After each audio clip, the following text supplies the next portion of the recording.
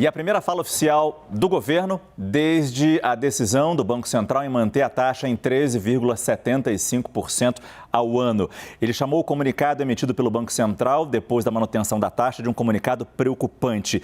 E ele pretende, Fernando Haddad, levar informações para o Banco Central para tentar uma trajetória diferente, já que existe uma relação institucional entre Ministério da Fazenda e Banco Central. Porque, segundo Haddad, a taxa de juros no Brasil é a maior do mundo, muito acima da inflação. E olhando para os fundamentos da economia, o ministro da Fazenda não vê tendência de alta inflacionária. Colocar mais uma vez nossos analistas Yuri Pita, Caio Junqueira e Fernando Nakagawa. Começo com você, Naka. Como analisar essa fala, essa posição do ministro da Fazenda? Márcio, é interessante observar, porque a gente consegue observar nas palavras de Fernando Haddad uma certa frustração do não reconhecimento. Na economia, muitas coisas são motivadas pela expectativa. Havia expectativa de avanço nas discussões sobre as contas públicas, havia expectativa de avanço no avanço da discussão sobre as reformas. Isso tudo era expectativa e era tudo que a gente tinha até pouco tempo atrás. Hoje, mais cedo, o Ministério da Fazenda, liderado pelo ministro Fernando Haddad, divulgou um relatório bimestral de avaliação de receitas e despesas. É a maneira com que o governo se comunica com a sociedade, a equipe econômica, para entender em que pé estão as contas públicas no decorrer do ano. E esse documento, Márcio, ele traz números positivos.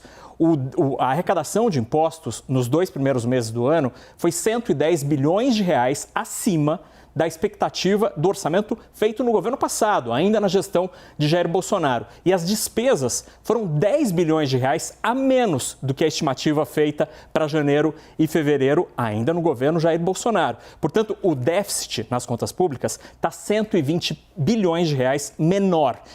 E a frustração é porque este talvez seja o primeiro grande número apresentado por Haddad e por sua equipe que mostra efetivamente uma melhora das contas públicas. É um dos fundamentos que ele menciona. Só que talvez tenha vindo muito tarde, porque esse número foi conhecido hoje, dia do segundo dia da reunião do Copom, quando parte do cenário macroeconômico já foi avaliado.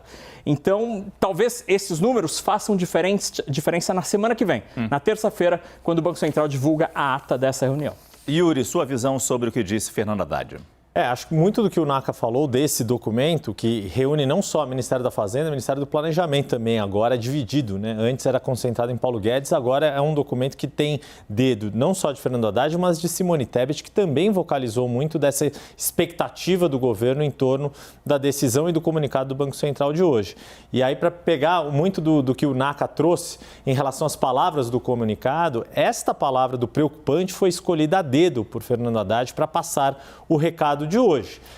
Foi a forma polida de fazer a crítica em relação ao conteúdo deste documento. Tanto que Fernando Haddad faz menção não só a não consideração desses fundamentos que ele vê, como, por exemplo, o resultado do primeiro bimestre, que o Naka estava explicando agora, que é uma prestação de contas em função, inclusive, da Lei de Responsabilidade Fiscal, mas ele aponta também que o comunicado do BC deixa em aberto uma eventual expectativa de aumento da taxa de juros, e isso causa bastante frustração na equipe econômica do governo federal. É impossível, né, Caio, não trazer mais uma vez uma certa rivalidade política dentro do governo. Ele foi perguntado se ele adiantaria os nomes indicados para o Banco Central, que já teriam sido escolhidos, como nós adiantamos aqui na CNN, numa apuração, inclusive feita pelo nosso diretor editorial em Brasília, Daniel Hittner. Ele falou simplesmente, não, eu indiquei 6 nomes, o presidente vai fazer essa escolha. Esses nomes já teriam sido escolhidos, mas seria mais um ponto de atrito entre Fernando Haddad e Rui Costa, certo? Já é mais um ponto de atrito. Vazaram 2 nomes, né? E a Fazenda e integrantes ali do Palácio do Planalto com que eu conversei também atribuem ao Rui Costa esse vazamento de 2 nomes, do Ronaldo Frois e também do Rodrigo Monteiro, que é um servidor do Banco Central. e o Roberto Frost seria o nome para a diretoria de política monetária, que é uma diretoria super importante, é um sujeito que trabalha no mercado. Aí você vê o entorno do Haddad, o próprio ministro, segundo me disseram, ficaram muito incomodados e atribuem esse vazamento ao Rui Costa e não confirmam que seriam esses os dois nomes escolhidos. Ele diz que irá viajar com a China, vai definir, apresentou 6 nomes e que não há nenhum nome definido ainda. Como o Copom acaba hoje, a semana que vem tem o comunicado, no dia 4 de abril, é importante a gente ter em mente que Roberto Campos Neto vai até o Senado Federal, a CAI, Comissão de Assuntos Econômicos, para ser sabatinado ali, ter uma conversa, né, com os senadores. Esse assunto vai se estender.